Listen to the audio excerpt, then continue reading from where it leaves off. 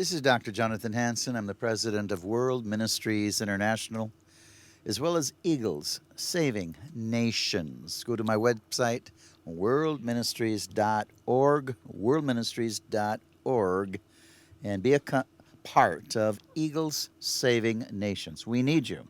We have to have another great awakening, or we're losing America. Special guest, Pastor Tobias Nyamwaya out of Kenya, East Africa. Tobias, welcome back. Thank you so much for having me again. We have done several programs now. You've been with me several weeks here in America. And we want to talk about today the 1040 window. I don't know if you know about it, but the 1040 window, you're only concerned about that if you have the heart of Christ. The Great Commission, go forth into all the nations, preach the gospel, make disciples. If you don't care about that, then you probably don't know about the 1040 window. But it should be something all Christians care about. We all are commissioned to have a heart of Christ, to want to win the lost, to try to prevent people from being eternally lost or damned, so to speak.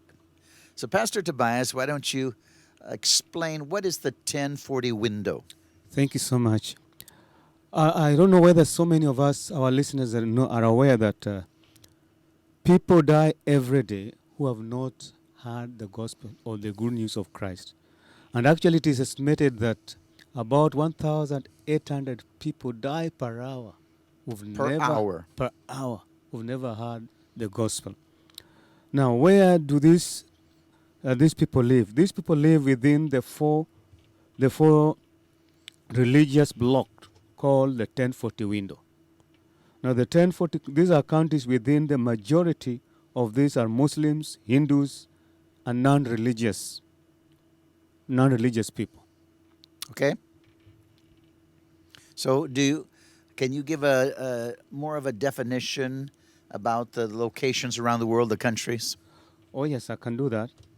The 1040 window is an area located between 10 degrees latitude north of the equator and 40 degrees latitude north, which covers North Africa, the Middle East, and most Western, Central, Eastern, and Southern Asia. And so within the 1040 window resides 60% of the world population, which is about 4.5 billion people. 4.5 billion reside in the 1040 window. Yes. My. So the 1040 window are these people that really have not, heard the gospel? Have not heard the gospel. They've never been reached at all by the gospel of Christ. My. So, what is your concern in this area, Tobias? My concern is that the church has been talking about revival for many years, and yet we've neglected our mandate that Jesus gave us. The mandate that Jesus gave the church was preach the gospel. Of course, when we preach the gospel, we must also teach them, but I think we've concentrated so much on teaching rather than reaching out to the lost. And so many people are dying without hearing the gospel. So many people pastors focus on teaching, if you want to say, their own flock, but they don't have a heart for evangelism or to reach out outside of their church building. Is that right? Exactly. They don't have a heart to reach out outside of their church building, and not leave alone reaching outside their church building, reaching areas where the gospel has not been preached or taught. Wow. I wonder why that is. That is because I think we've neglected our mandate. I think it's a result of a lot of pastors and evangelists and the so-called revivalists and apostles, maybe bishops, are concentrating within their localities. But why is that, Tobias? I think it's lack of knowledge, of not knowing the gospel properly, studying and reaching and realizing that is what God or Christ left for us. reaching out to the unreached people group. Is it lack of knowledge or is it lack of heart? Is it lack of relationship with God that cares? Are they just focusing on what is easy? Are they trying to build their own business, so to speak, and they call it church? I mean, that's something to really look at. Yes, it could be all that you mentioned: lack of heart, lack of knowledge, and of course, I think so many of us are concerned about the finances, the money we get out of the flock, rather than getting the money and reaching out to the lost. I think a lot of pastors, especially we could say in Africa, they go into ministry, some of them, because it's a job. So many people are out of work. Yes. And many of them don't have education, but they pick up a Bible. We call them a kiosk pastor, and they just start preaching, and people give them money, and then now they have a little bit of money. Now, I could be wrong, but I think that is why some pastors go into ministry. Tobias? Yes, certainly. A lot of pastors are there for hiring. Not even for hiring, a lot of them. Like, if I would say, without really mincing my words, there are so many the so-called miracles that are stage managed that are never took place because people want to reach more people so that they can get more money, and yet the gospel is being ignored. So you're saying some people are just being conned by people they're really not having miracles conducted, but they're even having people act like miracles happen to them. They're even involved in lying. Is that what you're saying? Exactly. Wow. Can you give me some examples? Well, there's several examples which I could give, although right now I don't have one with me, but there's so many examples that I've witnessed in our country where people go to church and they use permanganate, something that turns water into blood, and then they say that the water has turned into a miracle, and really, in the real sense, it wasn't the miracle. It was just stage managed. Wow. So they just cheated Yeah. the people. Yes. Wow. So ladies and gentlemen, I mean, we are talking about the 1040 window, reaching people that have not heard the gospel, because it's more of a hard group of nations and people to enter.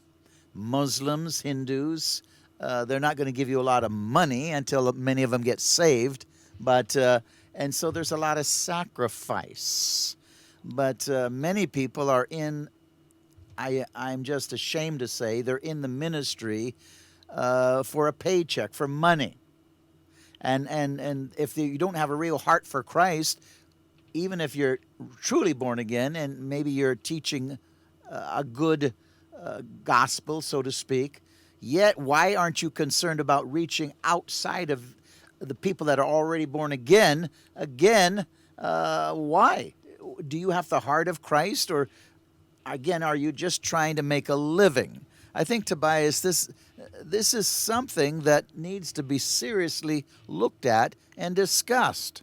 Exactly. A lot of pastors, the so-called pastors, are there for business, and we've forgotten our mandate, what God Christ commissioned us to do, and so is a concern for us as a church. We should be concerned as a church so that we are able to reach to the unreached people group. Go to places where there is no church. Go to places where the people do not even have not heard about Christ at all.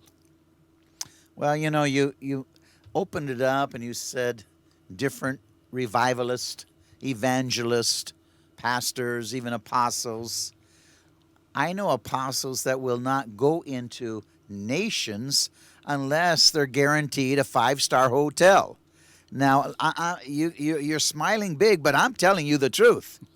I'm telling you the truth. Yes. These guys don't know how to sacrifice. They want their comfort. Tobias? Yes, exactly. But Dr. Hansen, let's look at it. I come from Africa. We first heard about the missionaries like Dr. David Livingstone, they came to Africa, they sacrificed their time. We are able to hear the gospel now as a result of their sacrifice they made. If there were 4 stars hotel, where would Dr. Livingstone would have stayed? And who would have heard the gospel? I don't think there would be anybody. So I No, think- that's my point. Is it's so it's so sad. It's such a shame that many of these well-known, if we want to say quote, I say quote apostles. Only God knows they call himself an apostle, but yet they must live. They want to travel first class. They want to live in 5-star hotels. Good night. They would never sleep in the slums, never go into the jungles. Oh, no. They would say, I'm not called to that. No, you're not called to that. Your heart is not right. Tobias? yes, leave alone the jungle. Some of them would not even drive to those places. They want to fly to places, which is sad for us if we are called to preach the gospel. I remember when I lived in Kenya, I was one of the only white men, missionaries. I never saw another missionary on a bus from Nairobi to Uganda. all the way to Busia and then all the way to Kampala. I took that old bus We took it with you. at least 20 times. 20 times. The only white man, a missionary. I never saw one other white man, not yet a missionary, ever travel that way, all the way to Uganda from Kenya, from Nairobi. I never saw it, Tobias. Yes, I do remember we traveled with you at one time when the Museveni had just come into power, I think a few months after it come to power. And we traveled all the way from Busia all the way to Lira. And we had to encounter so many roadblocks. You come to a roadblock, you get down, and they search you. You go back to the taxi. You come the next roadblock. They search you. So I think you know what I'm talking about as far as mission work is concerned. Yeah, I believe in literally, if necessary, not that I want to, but I believe in literally laying down your life for Jesus Christ. You know me, Tobias, my heritage, my grandfather, my father went through a concentration camp in China when they could have escaped. Wow. My brother-in-law shot and killed, or my father's brother-in-law shot and killed in the head for not denying Christ. You saw me live with you guys in Africa and travel all over. I've slept in the slums, literally, with mice around my feet, but I never saw another missionary do that. And I'm not trying to brag. I'm just saying I've never seen it. And, I lived in the black communities. When I first moved to Kenya, I lived in Bellevue, which is not the real nice place. It's not considered a slum, but not much above it.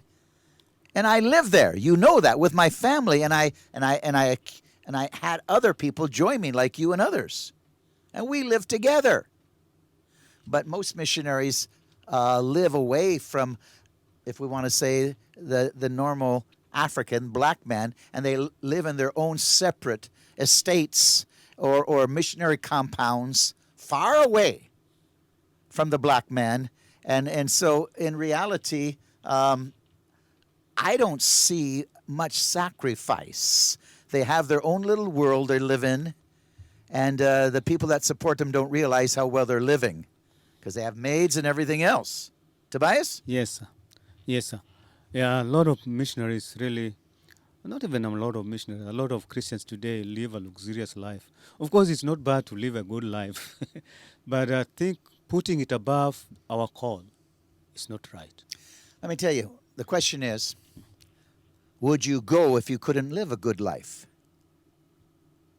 See, that's the question. I went there when Kenya was far different than it is today.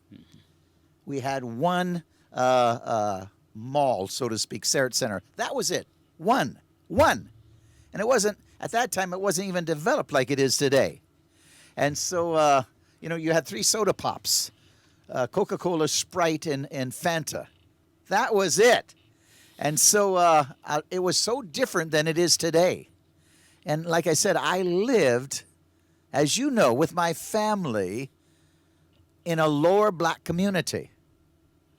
Bellevue is not the best community, housing area.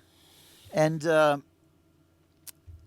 I'm not trying to brag, but I am saying it reflects something of the heart, of the motive. Livingston, yes, he sacrificed, but most people I'm talking about today would never sacrifice like Dr. Livingston. Tobias? Yeah, I think we are called for more sacrifice because my concern, as from where I come from Kenya, Africa, and there's a lot of people, so to speak, Kenyans, who we've not reached by the gospel. There are people that come as far as the Muslim in the coastal region, the people in northeastern Kenya who are basically Muslims, even the Maasai. Some areas in Maasai land, is really hard areas that we've not reached. Although right now we are trying as a denomination to reach there, and so a lot of sacrifice is still needed to be taken.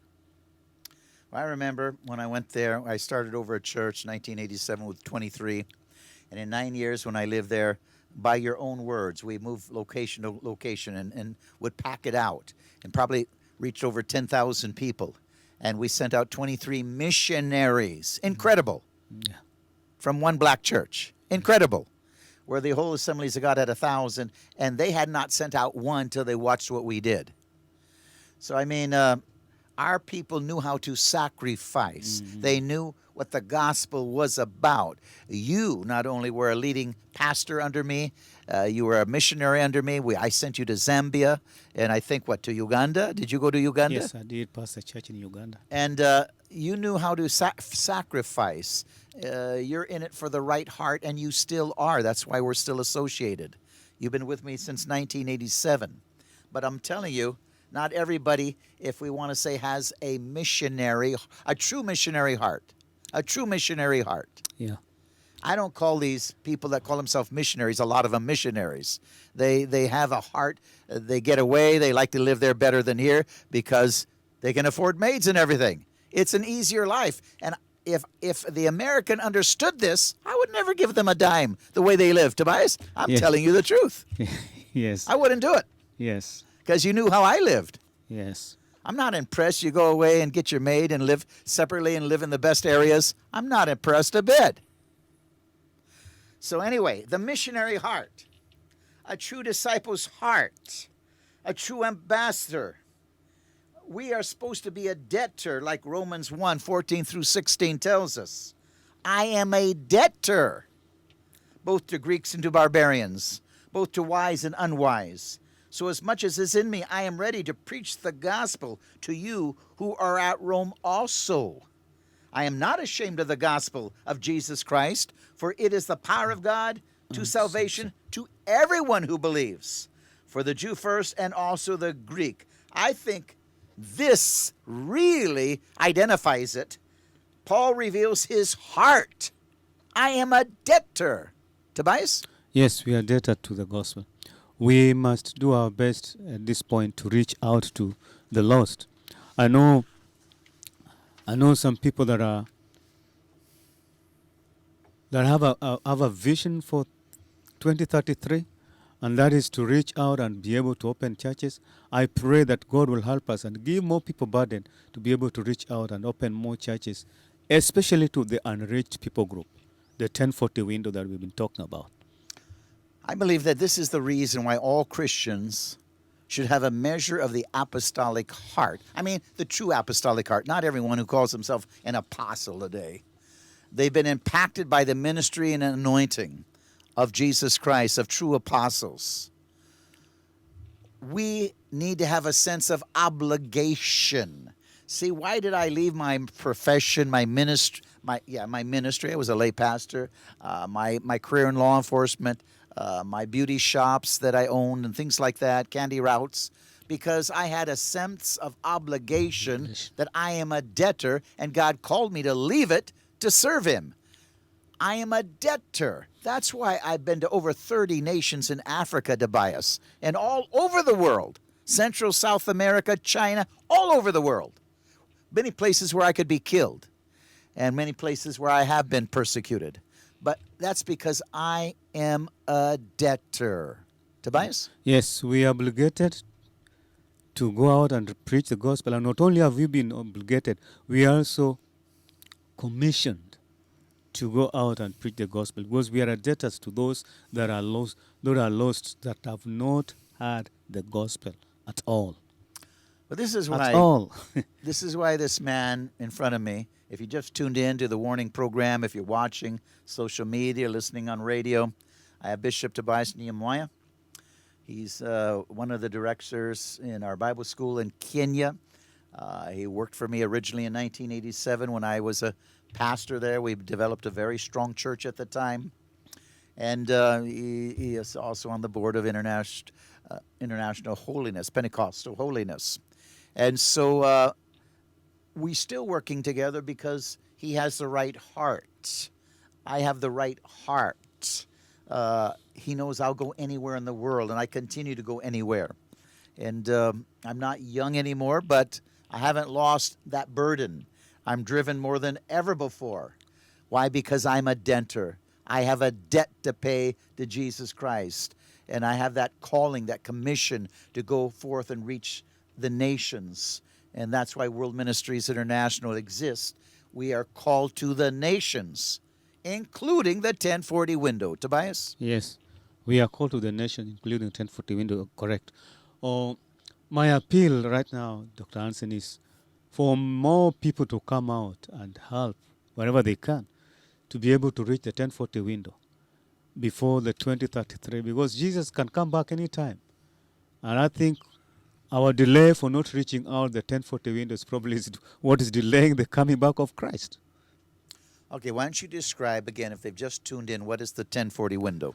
All right, the 1040 window, like I said, the 1040 window. Oh, let me just get it right here. The 1040 window are the countries, majority of which are Muslims, the Hindus, non-religious people that just there, but they are non-religious. And I said the 1040 window is an area located between 10 degrees latitude north of the equator and the 40 degrees latitude north, which covers North Africa, the Middle East, and most Western, Central, Eastern, and Southern Asia. Within the 1040 windows resides 60% of the world population, which is 4.5 billion people. Wow. And so there's a lot of Muslims. Yeah, there's a lot of Muslims and Hindus and likes. Muslims, Hindus.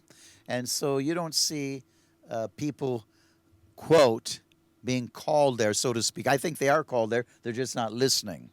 They're called to where the money is, where the easy life is. I'm sorry to say that seems cynical, but that is the truth, Tobias. Yeah, you know those areas. Some of them, when you go to areas where, especially the Muslim areas, they can be very hostile as well. So if you want to go there, you have to be prepared and have tactics and make sure that your sacrifice, your life can end any time. You're ready to let your life go.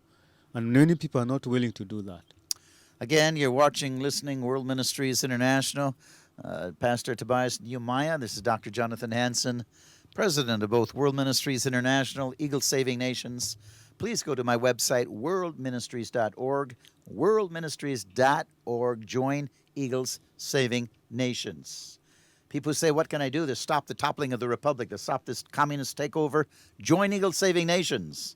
We're trying to get into the stadiums and have Pentecost touch those people coming down into those stadiums so they can go forth.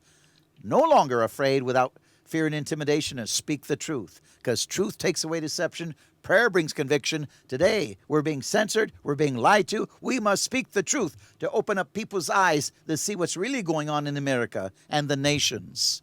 WorldMinistries.org. Join Eagle Saving Nations. If you want to help us get to the 1040 window, you could also send us a good check. And or telephone 360-629-5248. We are glad to take your donation over the telephone. If you want to help Pastor Tobias in what he's doing, just earmark it for Pastor Tobias. God bless you. I'll see you tomorrow.